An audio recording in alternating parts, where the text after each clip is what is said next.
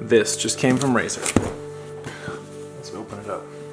For today's package, we're going to use the ProTech Magic. It's called the Magic because it has a secret release. You can open it manually, and you can push it right here. I'm nervous about this because my luck with Razer hasn't always been the best, but we're going to open this up and see what's inside.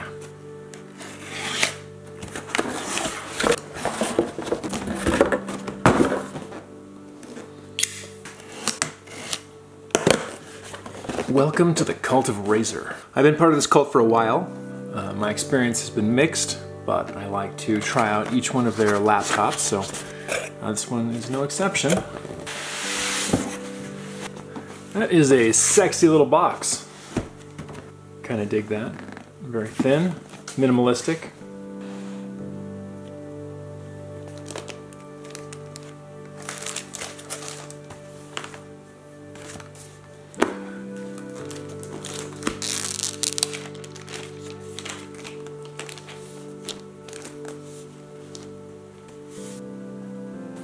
So super light.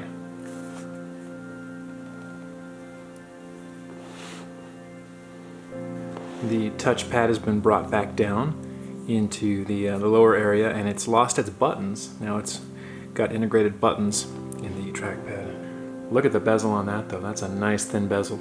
I know it's always bothered me. It's bothered a lot of people that that bezel on previous generations was so thick. Love the aesthetics.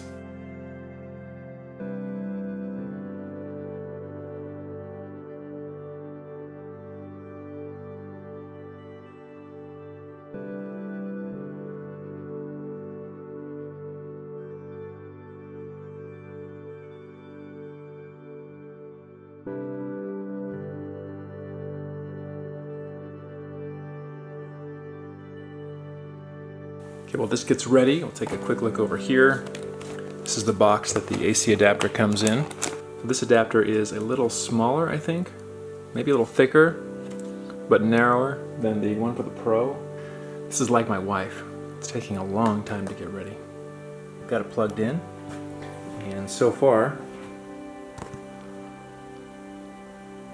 I don't hear any noise coming from the AC adapter. Seems like people online had complained that there was a buzzing noise, and on my 13-inch I definitely have an adapter that buzzes. Just from back here, the screen looks pretty good, uniform. Hi there, I'm Cortana, and I'm here to help. Setup was no problem, everything went smoothly. Nice high contrast screen. I don't see any dead pixels right off the bat. There's obviously no clusters of any issues. The consistency across looks good. I don't have the issues I had with the first computer where there were obvious bars of discoloration running up and down the screen. This one looks nice and consistent. So up to this point, I don't think I mentioned it, but this is the 4K screen. And so it's got the 60 Hertz refresh rate. I'm not a big gamer. I do a lot of writing, graphic stuff, web surfing. So I'm more interested in the number of pixels than the refresh rate of the screen. Again, that's me personally. This is the Pro, and then this is the new 15-inch.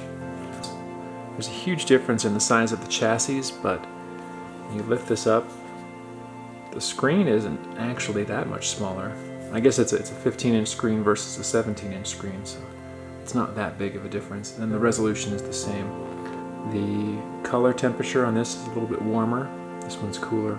I will calibrate my new computer at some point, but I always like my screens a little bit cooler.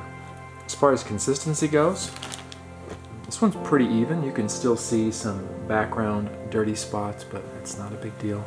It looks fantastic overall. This one also has pretty good consistency, although over on this side, this screen has some vertical discoloration, a little bit. It's not bad.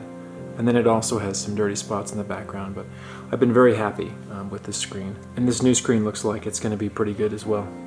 So far I've been really impressed with this laptop. It has a little treat that I'll have to figure out. Let's see if it'll do it. Oh, there it is.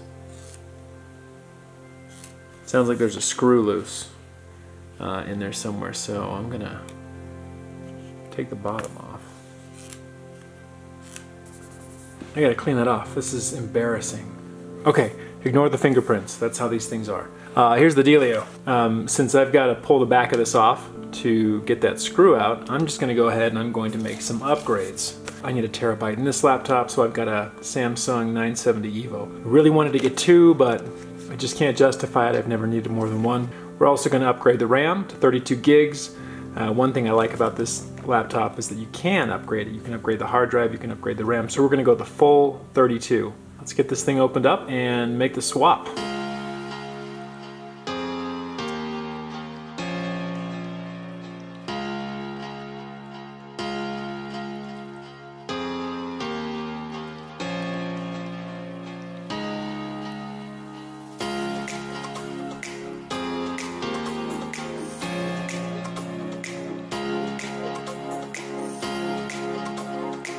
This is what was rattling around inside my computer. It's a little Phillips screw.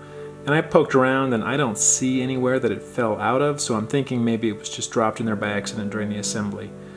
But you don't want screws rolling around inside your computer because they could create a short in the worst case, and then best case they just sound stupid. Okay, so I got the RAM in, I got the hard drive upgraded, back's going back on now, and then we'll boot it up and see where we're at. So the process for reinstalling Windows is as simple as making a USB boot drive. You've got your new hard drive in there. You don't have to do anything in the BIOS if you don't want to. When you fire it up, it'll automatically boot off your USB. And then you just reinstall Windows. Hard drive is upgraded. We've got a terabyte now. And we've got 32 gigabytes of RAM. In terms of size, the Razer Blade 13 is the most comparable to the Razer Blade 15. In fact, their dimensions are very similar. The Razer Blade 15 may appear slightly taller because it doesn't have rounded corners and the rubber feet on the bottom are slightly higher. The Razer Blade 15 is slightly wider, maybe an inch wider than the 13, but the width is very comparable. The Razer Blade 13 has an attribute that always bothered me. That's when it's tilted back, it pops open. The 15 has finally remedied that problem. It does not pop open. That pop open issue, by the way, is also found on the Razer Blade Pro. The Pro is definitively wider and longer, and it's absolutely thicker. It's pretty impressive what they managed to cram into such a small frame. So a lot of things I like. I love the chroma keyboard, just like on the Pro. They still haven't backlit the symbols, which I don't understand, but what can you do? Keyboard feels good, not as good as the Pro's mechanical keyboard. Sound is pretty good. Stereo speakers a little bit tinnier than the Pro, but on par with the 13. Trackpad on this is great, very responsive. The built-in buttons work very well. I really don't have any complaints about this. I like the angular designs on this particular laptop. Aesthetically, I think it's just a really good looking machine. So we still have the two fans on the bottom of the laptop, and from what I can see, Razer has done a significant redesign of the venting system in the rear. I haven't spent a ton of time working on this yet, but thus far the fans are much quieter than they are in my 13 or in my Pro. There's a good selection of ports on the Razer Blade 15, but one thing I really miss from the Pro is the SD card reader and then the Ethernet jack. Even though those can be replicated with USB peripherals, those were nice to have. And for whatever it's worth, this is a touchscreen. I don't use the touchscreen much, but it is there. So far, I don't really have any issues with this. I think it's a fantastic laptop. Overpriced? Yeah, all the Razer stuff's overpriced, but the build quality is just really good. I love their design. I love the quality of the chassis. The screen looks amazing. Everything works so far. There's not a lot to dislike here. So no regrets. I think it's a fantastic machine. I haven't tried the 1080p version because obviously I bought the 4K, but my guess is short of the resolution, it's a comparable machine, so I can't think of any reason that I wouldn't recommend this computer if you're looking for a small gaming laptop or a small portable powerhouse for stuff like Adobe products. I guess that's it for this time. I'll do a follow-up at some point, but in the meantime, I give the Razer Blade 15 a thumbs up. So you made it to the end, congratulations. Your reward is a quick description of my customer service experience this time around. I've had my eye on this laptop for a while and it's been out of stock most of the times I looked, so I signed up for the notification system and it never worked for me. I don't know if it works for anybody, it never worked for me, so I just checked every day until it was back in stock and ordered it as soon as I saw that. For no reason that I can understand. The card that I tried to use at first was declined, I used a different one, no problem. Maybe that was what triggered additional security precautions. Razer made me go through a verification process where they called me, and that was fine, although if you miss the call, I'm not sure what happens. I didn't have to wait long for it to ship. I got a shipping notification quickly. However, no tracking information was provided.